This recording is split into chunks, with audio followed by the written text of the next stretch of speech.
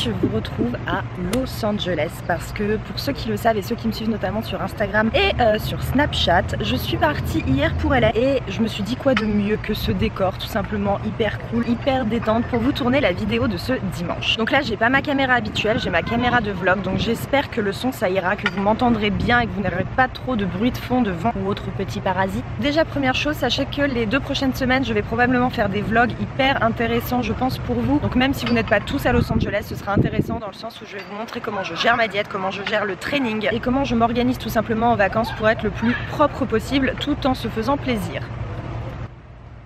Donc là on est samedi 23, il est 13h41, chose qui n'est pas du tout le cas pour vous. Aujourd'hui je vais vous parler d'un sujet assez spécifique parce que je vais mettre fin à une grosse erreur de langage qu'on entend tout le temps, notamment plus chez les nanas que chez les mecs, qui est tout simplement cette histoire de corps tonique. Donc ce terme de tonique vous le voyez tout le temps, soit dans les magazines notamment avant l'été évidemment, et même vous l'employez probablement sans trop savoir ce que ça signifie, et aujourd'hui c'est ce dont je vais vous parler. Donc déjà je vais être claire, tout ce concept de tonification musculaire, avoir un corps tonique, c'est très simple, dans l'industrie du fitness, dans l'industrie de la musculation ou de la minceur, ça n'existe pas, c'est une grosse illusion. C'est un mot qui est totalement marketing et inventé pour vendre tout simplement, puisque en fait il y a encore une grosse peur chez les nanas. Chez les nanas on n'utilise pas le mot prendre du muscle, c'est encore hyper tabou chez certaines, c'est encore hyper compliqué à accepter. Du coup les magazines, les marketeurs ont trouvé ce mot qui est en gros un entre-deux, qui représente tout simplement le fait de prendre du muscle mais pas trop.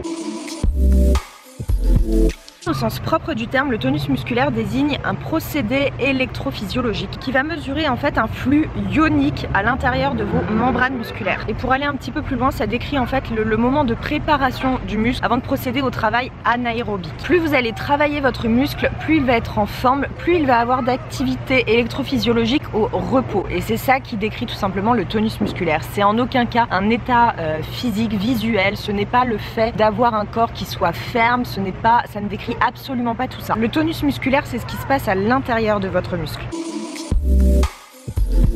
Quand on vous vend des programmes de musculation qui sont définis comme voilà pour avoir un corps plus tonique, c'est tout simplement des programmes d'hypertrophie, donc de musculation mais à basse intensité. Le problème c'est que pour avoir un réel bon tonus musculaire, il faut avoir une activité certes en musculation mais de haute intensité. Donc on vous ment. Donc si vous allez dans votre salle, vous demandez je sais pas à un coach au pif, voilà je veux pas prendre trop de muscles, je veux avoir un corps tonique, il va vous balancer les petits poids roses et des répétitions longues entre 20 et 30 répétitions pourquoi pas. Il va vous dire t'inquiète avec ça tu vas avoir un corps tonique. Alors que absolument pas, c'est tout le contraire. Bien évidemment je vous laisse pas non plus dans le flou, je vous dis pas juste que ça sert à rien, que c'est faux, etc. Je vais aussi vous donner des solutions.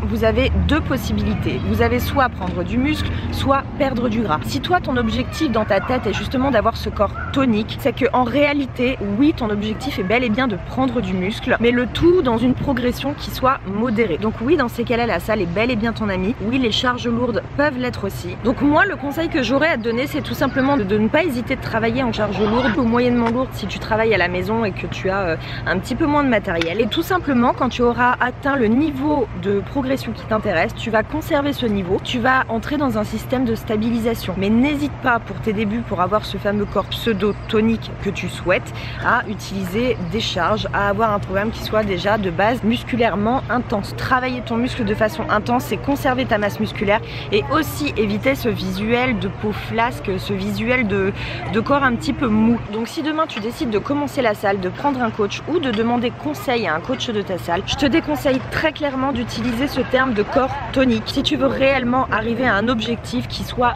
convenable. Utilisez les bons termes dans la musculation et le fitness et aussi pour décrire vos objectifs, c'est vous assurer que ces objectifs seront tout simplement atteints le plus rapidement possible, mais surtout qu'ils soient précis et que le programme vous soit adapté. Donc utilise les termes perte de gras, j'ai le truc qui va m'arriver sur la tronche tout à l'heure.